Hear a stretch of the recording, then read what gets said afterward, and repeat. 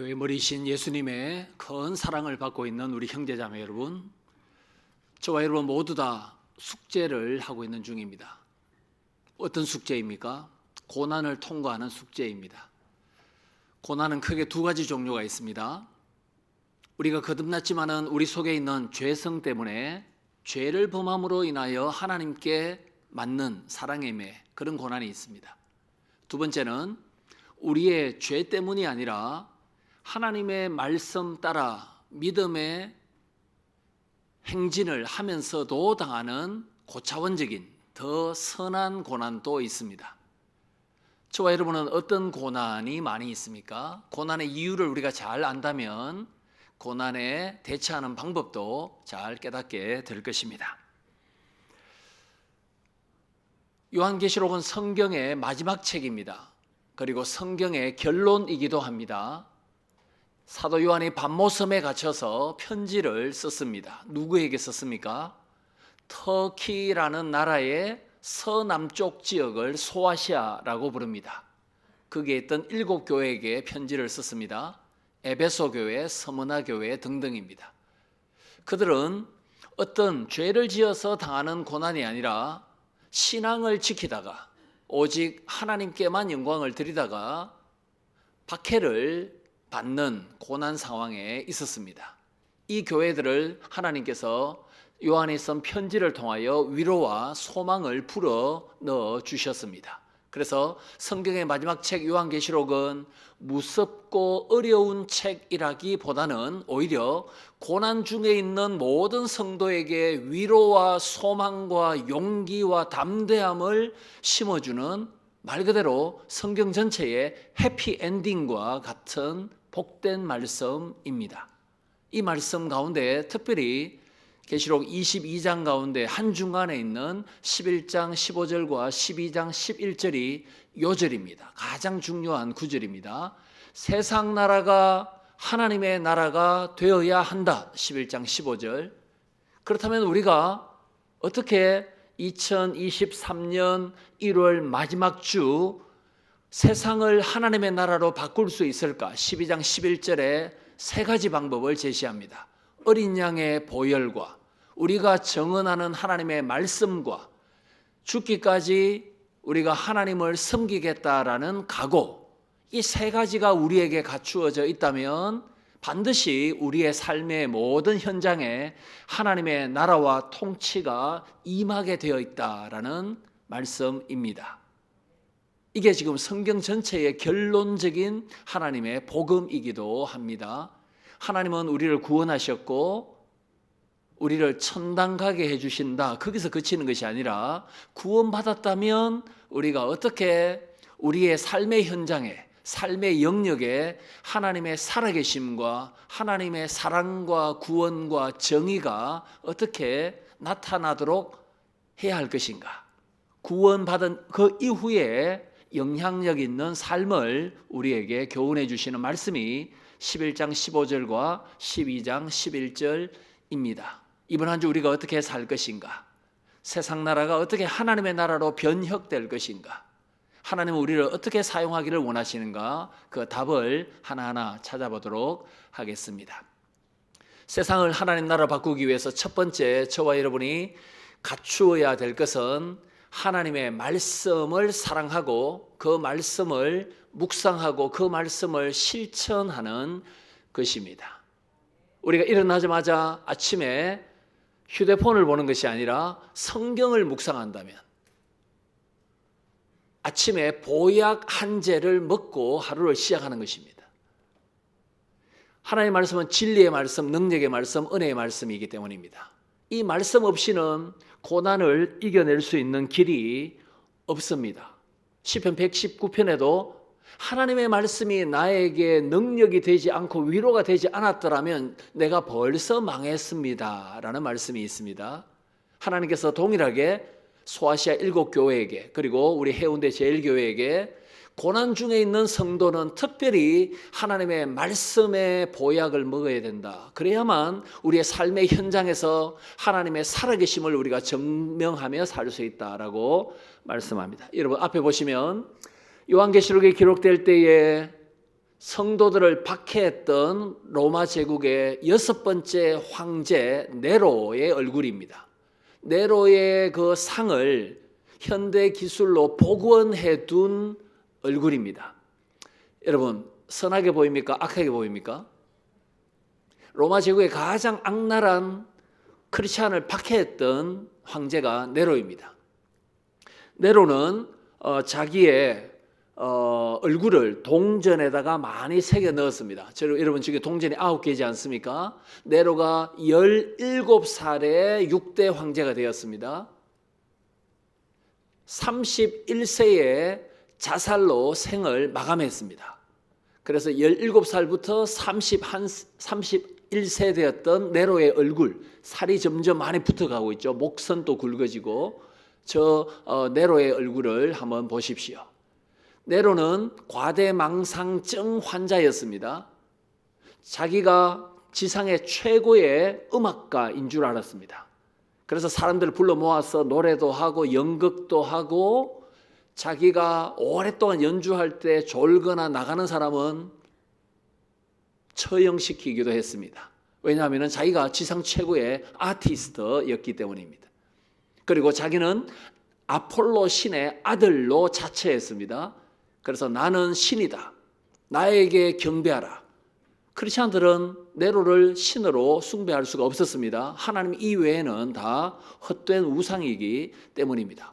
그래서 네로 숭배를 하지 않았기 때문에 크리스찬들은 목숨을 잃기도 했고, 재산을 다 빼앗기기도 했고, 원형 경기장에 던져져서 맹수의 밥이 되기도 했습니다. 이런 상황 속에 있던 교회의 머리이신 예수 그리스도께서 책임지시고 돌보시고 보호해 주시는 그 내용이 요한계시록에 가득합니다.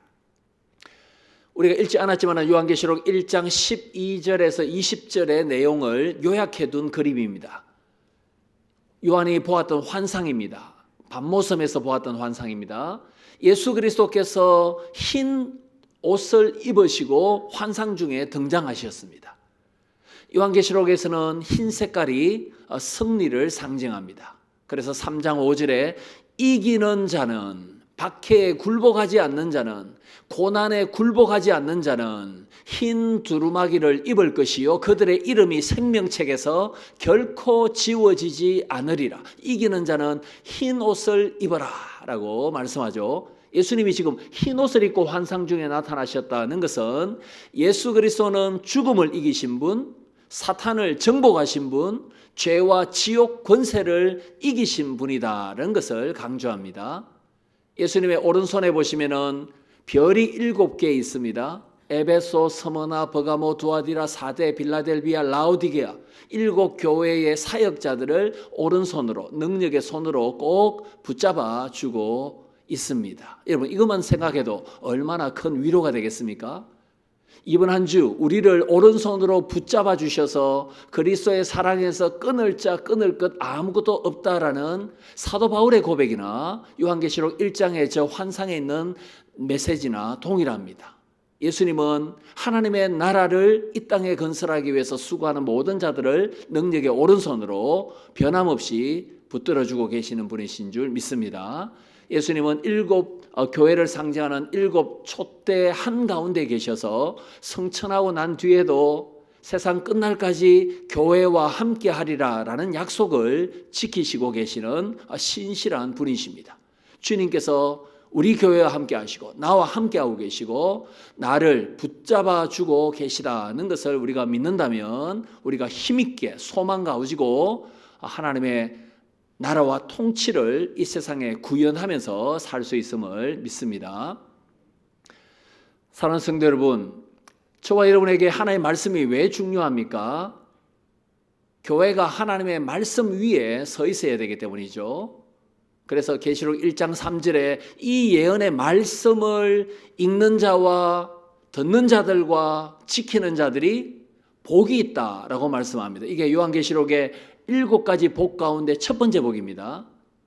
6번째 복은 22장 7절에 이 예언의 말씀을 지키는 자는 복이 있도다.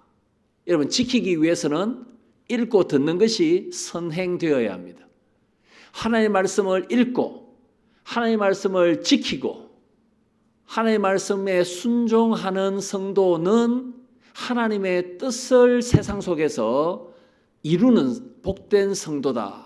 하나님의 말씀을 읽고 듣고 지키는 자가 어떤 사람입니까? 복이 있다라고 말씀합니다.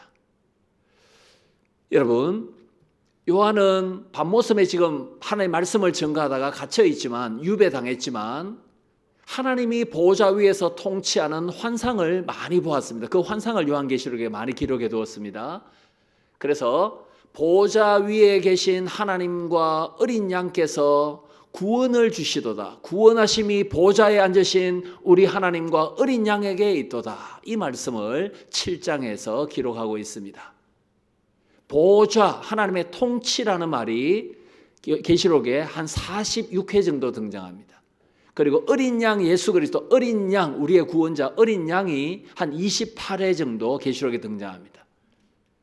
하나님의 통치가, 하나님의 보호자가 어린 양 예수 그리스도를 통하여 이 땅에 이루어지고 있다. 이게 바로 요한계시록에서 가르치는 하늘의 관점입니다. 박해와 고난과 시련이 우리의 삶 속에 많이 있지만 우리도 하나님께서 보호자에서 통치하시고 영광을 받으시고 계시다. 하나님이 찬송과 영광과 존귀와 부와 능력을 받으시기에 합당하시다. 하나님께서는 어린 양 예수님을 통하여 우리의 죄를 용서하셨고 마귀와 사탄과 모든 악의 세력들, 교회와 복음의 모든 대적들을 속히 물리치신다. 이 하나님의 관점을 가지고 이번 한 주 우리가 살아야 하겠습니다. 그 하나님의 관점, 하나님의 안경을 착용하기 위해서 저와 여러분에게 필요한 것이 바로 하나님의 말씀을 사랑하고 묵상하는 것인 줄 믿습니다.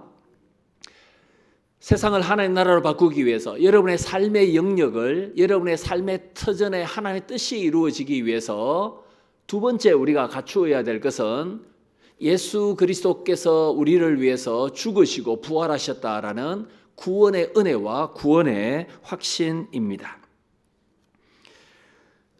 요한계시록 1장 5절에 보시면 예수님께서 우리를 사랑하사 우리를 우리 죄에서 해방하시고 우리를 나라와 제사장으로 만들어 주셨다라고 말씀합니다. 예수님께서 우리를 사랑하셨는데 그 필연적인 결과는 뭐냐면은 우리의 모든 죄를 용서해 주시는 것입니다. 우리는 아담의 후손이지 않습니까?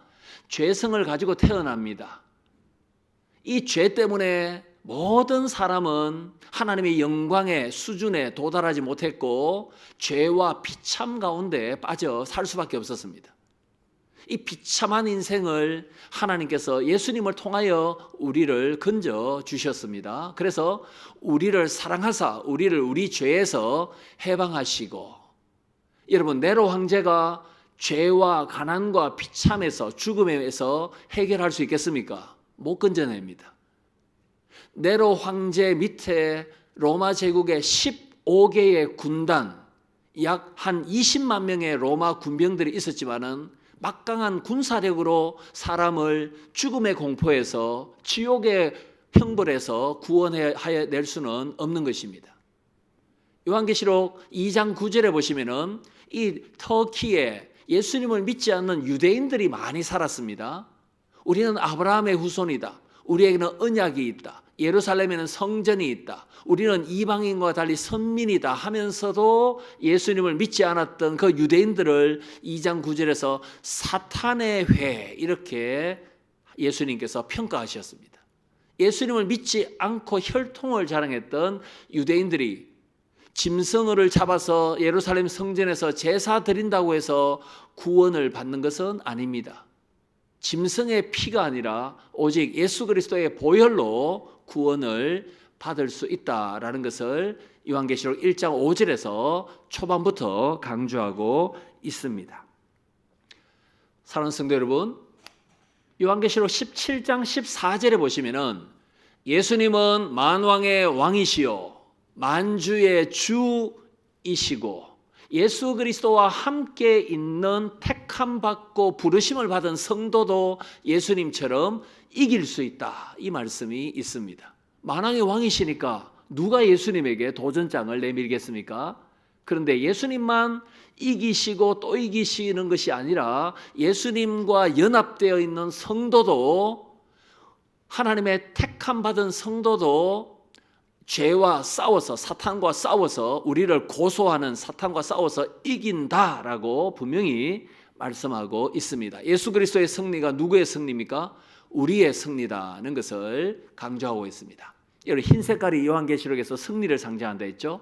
그래서 19장 12절 그 무렵에 보시면은 예수님께서 승리를 상징하는 흰말 타시고 막 전쟁터로 나아가시고, 예수님을 믿는 그리스도의 군사들도 똑같이 흰말 타고 전쟁에 임하는 것을 볼 수 있습니다. 우리가 TV 그 연속극이나 사극에 보시면은 대장은 흰말 타고 쫄병들은 무슨 색깔 말을 타고 갑니까? 뭐 흰말 아닌 경우가 많죠. 아니면 말도 안 타고 그냥 막 뛰어가기도 합니다. 막 뛰어가서 전쟁을 어떻게 하는지 잘 모르겠습니다만은, 그러나 예수님은 흰말 타시고 백마 타시고 입에서 칼을 내뿜으시면서 말씀으로 원수들을 정복하신 예수 그리스도께서 동일하게 말씀 충만하고 보혈의 권세를 믿는 성도에게도 동일하게 승리할 수 있도록 흰말 타게 해주시는 그 장면이 19장에 등장하기도 합니다. 1880년에 하나님의 부름을 받았던 독일 그 루터교 신학자 가운데 블룸하르트라는 사람이 있습니다. 이 블룸하르트가 왜 좀 유명한 신학자냐면 승리자 예수님이라는 시를 지었기 때문입니다. 예수 그리스도가 사탄을 이기시고 성도를 고소하고 고발하고 정죄하는 사탄의 입을 어떻게 틀어막으시는가, 예수 그리스도의 승리가 교회의 승리여야 하는가, 그 내용을 시로 적었는데 한번 들어보시기 바랍니다. 예수님께서 승리하신다는 사실은 영원합니다. 왜냐하면 그분이 돌아가신 날 밤 이후에 모든 것이 예수님의 손에 놓여 있기 때문입니다. 예수님께서 십자가에서 내려오신 이후 하늘 보좌 위에 오르셨습니다. 그렇습니다. 보좌에 앉으신 예수 그리스도는 승리하신 분이십니다.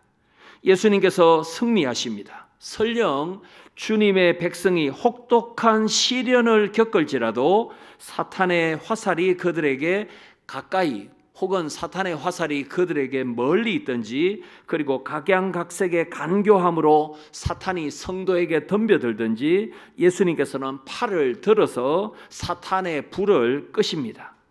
예수님께서 승리하십니다. 우리는 확신합니다. 그리고 그 믿음을 갖고 선하게 싸워 나갑니다. 예수님께서 우리를 어떻게 이끄시든지 그 모든 두려움을 헤치고 우리는 예수님, 당신만을 따릅니다. 모든 것이 예수님 앞에 무릎을 꿇고 마침내 마지막 원수까지도, 마지막 원수 사망까지도 입을 다물게 될 것입니다. 이게 블룸하르트가 1880년에 사망하기 전에 지었던 승리자 예수님이라는 신앙의 고백이기도 합니다. 우리에게 닥치는 환난과 사탄의 공격이, 사탄의 그 정죄가 어떠하든지 간에 사탄의 그 불화살을 예수님께서 막아주시고 교회의 주인이신 예수 그리스도께서 우리도 승리하도록 해주시는 이 믿음을 가지고 우리는 확신 있게 나아가야 합니다. 이런 내용입니다. 사랑하는 성도 여러분, 이런 내용을 사도 바울도 로마서 3장 21절 무렵에서 설명한 바가 있습니다. 사랑과 정의와 완전하신 하나님 앞에 우리 혼자서 나아가는 것은 굉장히 무서운 일입니다. 거룩하시고 완전하신 하나님 아버지 앞에 우리 혼자서, 죄인인 우리가 혼자서 서는 일은 참으로 두려운 일입니다. 그러나 우리의 모든 죄를 십자가에서 피를 뿌리심으로 용서해 주시고 사랑해 주시는 중보자 예수 그리스도와 함께라면 하나님 아버지 앞에 감사함으로 설 수 있다. 이 내용이 로마서 3장에 있는 내용입니다. 예수 그리스도는 우리를 붙잡아 주시고 세상 끝날까지 우리와 늘 함께 하십니다.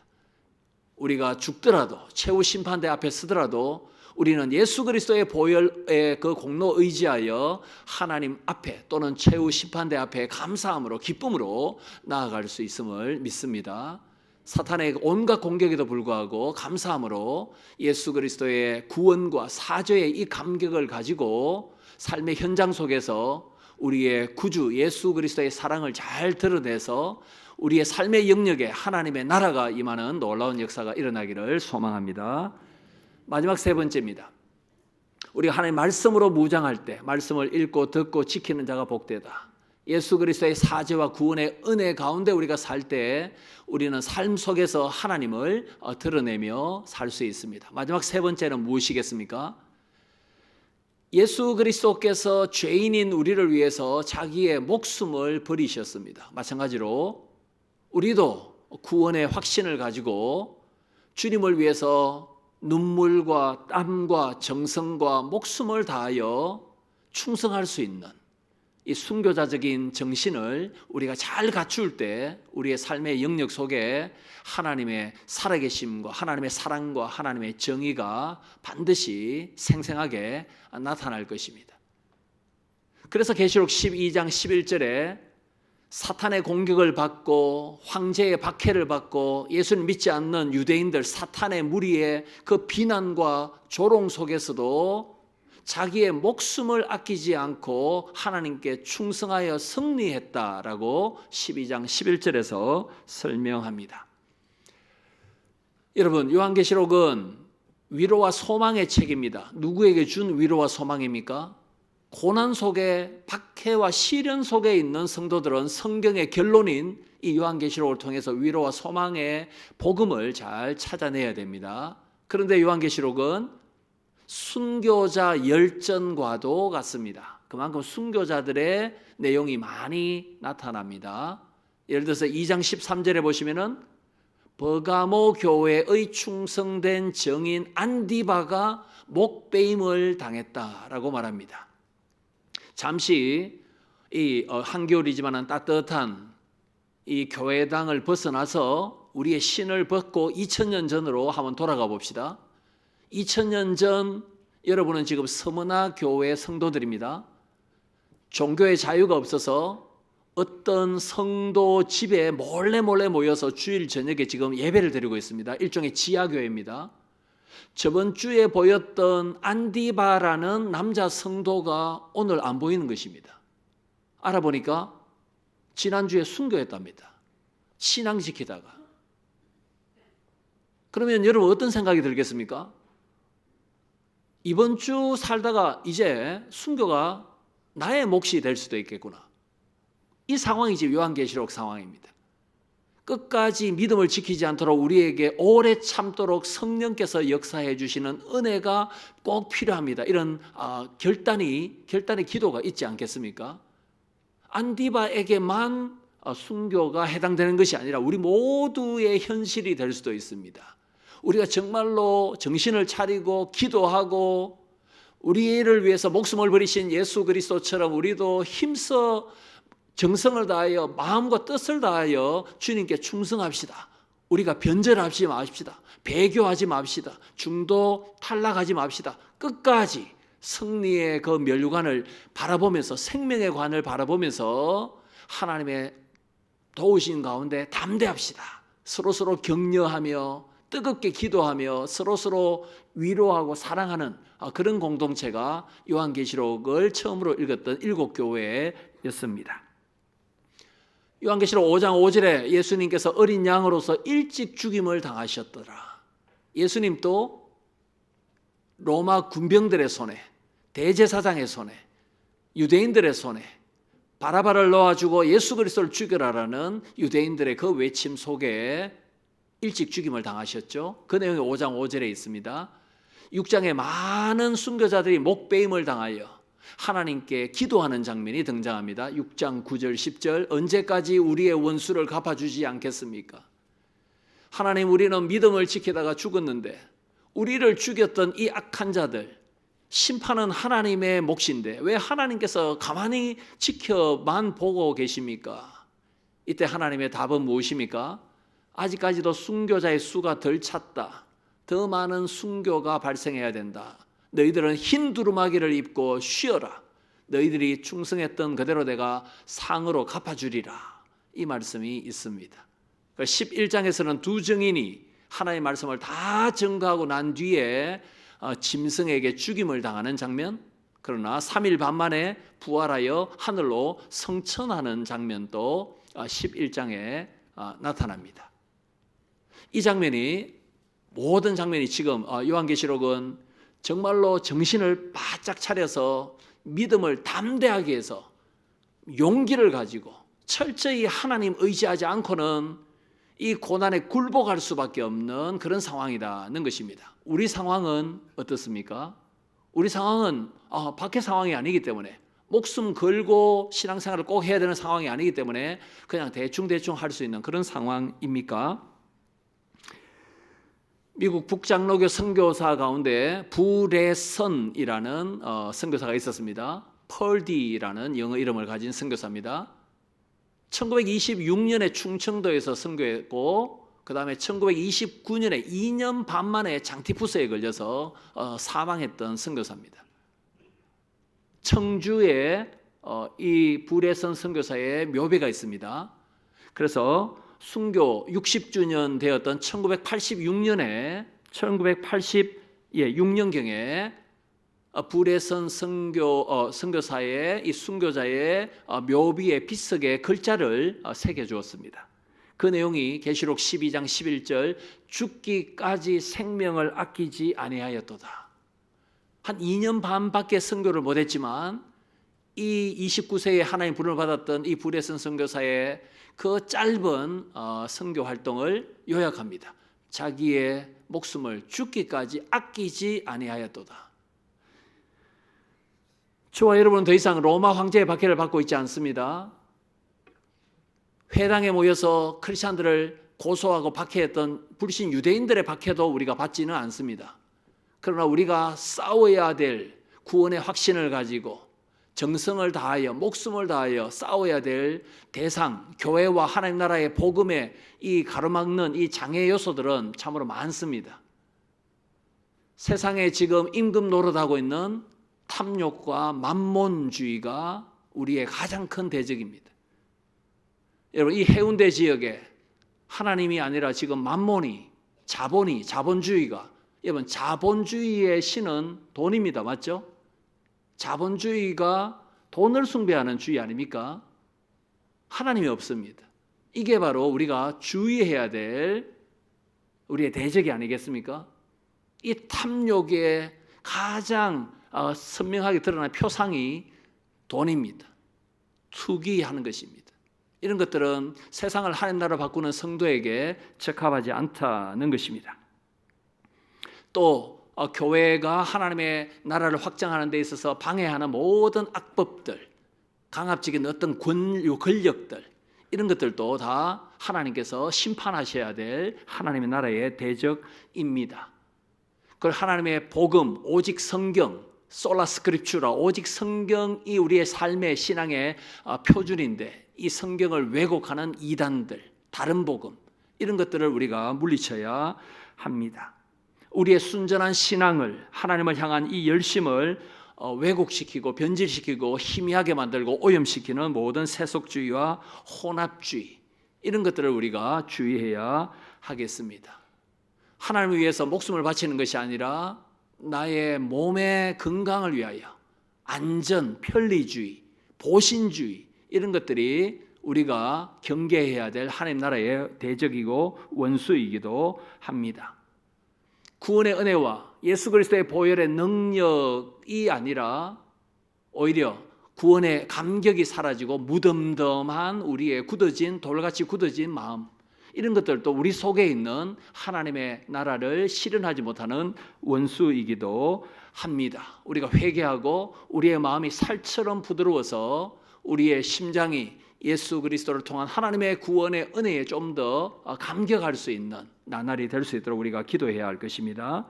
주일 예배 시간에만 하나님의 나라와 통치가 임하고, 그리고 예배당을 벗어나면은 하나님의 나라, 하나님의 은혜가 마치 없는 것처럼 예수 그리스도의 옷을 벗어버리고 우리 마음대로 주중에 교회당 밖에서 사는 이 이원론적인 잘못된 생각, 이런 것들은 결정적으로 하나님의 나라를 이 땅에 구현하는 데 있어서 장애물이 될 것입니다.